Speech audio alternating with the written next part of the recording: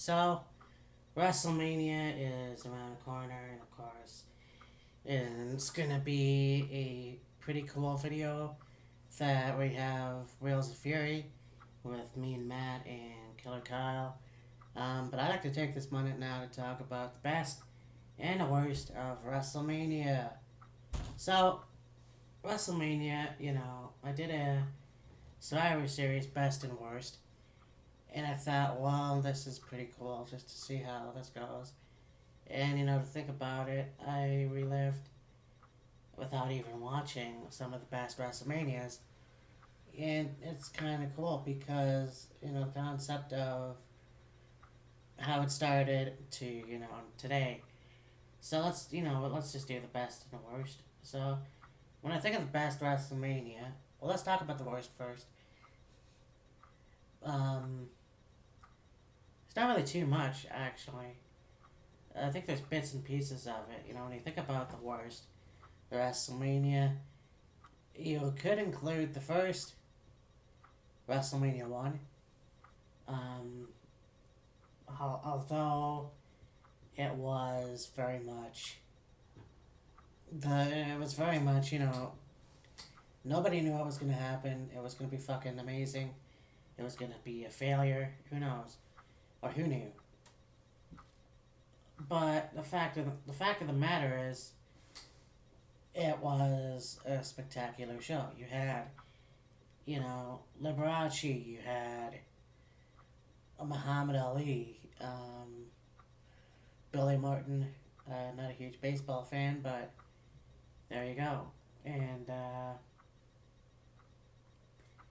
to see that, and just to see how you get Cyndi Lauper in a match, just siding with Wendy Rector. It's kind of an interesting concept, and then the main event, which didn't include the title. It was a tag team match, Hulk Hogan and Mr. T versus Paul Orndorff, Mr. Wonderful, and Roddy Piper. And who knew that this was going to be a interesting show. Now, when I first saw it on VHS, going back to when Jumbo Video existed. If you're from Canada, of course, you get Jumbo Video, which no longer exists. So I got it, and then I watched it, and I'm like, well, this doesn't really feel like a WrestleMania. This was more of like a clip show, if you will, that had matches. But also, I just found out recently that WrestleMania 1 happened on a Monday. So just imagine that for a second.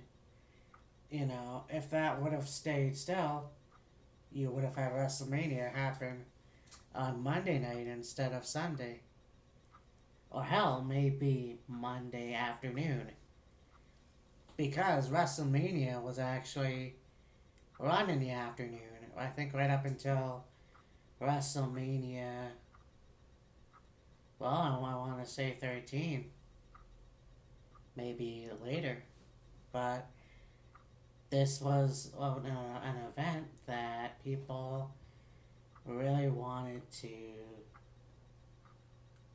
watch, and Vince McMahon Jr. really invested himself and all his money and made this event happen. Now, WrestleMania 1 is obviously on the list, even though it's like number 1. But then you got others like, WrestleMania 9, which was actually my first WrestleMania, being a kid that grew up starting watching wrestling late 92, then you get on to 93, and then you have what some consider now is like the worst year in WWF. It really kind of was, in a way. Like, you had The Undertaker win by disqualification when Giant Gonzalez put the chloroform mask on. You have a bunch of clowns, helped Doink win the match against Crush. And don't get me started about the main event. And then you had other sports involved in WWF, whether you like it or not. And I didn't really think that football really belonged in the WWF. It was very fucking irritating because, you never saw, at least I never saw another sports organization involved with another sports organization. You never saw Wayne Gretzky at the Super Bowl. You never saw Daryl Strawberry in the NHL. Uh, so it's one of the biggest disappointments in wrestling that Vince McMahon would even do that. And the fact is, Jay McMahon thought that he would have a sport where it's just wrestling. Of course, Vince Jr. thought otherwise, unfortunately. So you get that. You get, WrestleMania 11 with the football. You get fucking WrestleMania 2, obviously, NFL versus WWF. And it just, to me, it doesn't make sense. Well, the Battle Royal, kind of, I guess. It's just an interesting thing. So, yeah, WrestleMania 9, WrestleMania 11, obviously. Let's see. Another one of my worst WrestleManias that I personally didn't enjoy, WrestleMania 27. I know that's going a little bit further. But it's just interesting because there's a lot of things that really happened. Like WrestleMania 27 was more like something that should have been free. The storyline was fucking bullshit. The WWE had no idea what the hell they were gonna do with The Rock and John Cena. This was the biggest disappointment, and having The Miz go over was fine, but you had to understand that it shouldn't have happened that way. That's life, unfortunately. The WWE has no idea of what they're doing with their product nowadays. They have a little bit more idea, but it's just back then was really stupid because then you had once in a lifetime with The Rock and Cena the next year, and then they had to wrestle the next year at the main event. Hey. So it kind of doesn't make sense. Now, best WrestleManias, I'm gonna have to be biased and say WrestleMania 18. In fact, WrestleMania 18 and WrestleMania 17, probably for me anyhow, one of the best WrestleManias. Because it was a bigger arena, or a bigger stadium. And it just goes to show you that that's kind of how it is. And the fact is, WrestleMania 17 was another one of those, okay, now all the titles are on the line. And there was not one that wasn't. And to me, that's probably one of the best things about the company, because WrestleMania, your titles should never, well, the WWE title should have never even been featured on a Raw or SmackDown. And unfortunately, nowadays that's what's going on. Kind of is, it's not something I really enjoy about the company, but you have a lot of these things where, okay, so now your program starts in the afternoon, because it's kid friendly. Even back when they said that it was the PG era, didn't make a whole lot of sense because your pay-per-views were again put on at 8 o'clock at night. If you really wanted, no, I did a video on this earlier, but if you really wanted to make it a PG era, then you should have brought back your program, Wrestlemania, at an earlier slot in the afternoon. But, so there it is. And so, yeah, WrestleMania 9, WrestleMania 25, WrestleMania 11. Those are the worst WrestleManias. The best, of course, WrestleMania 17. And then, of course, being biased, WrestleMania 18. I was in high school. Unfortunately, I never got to go to WrestleMania 18, being from Canada.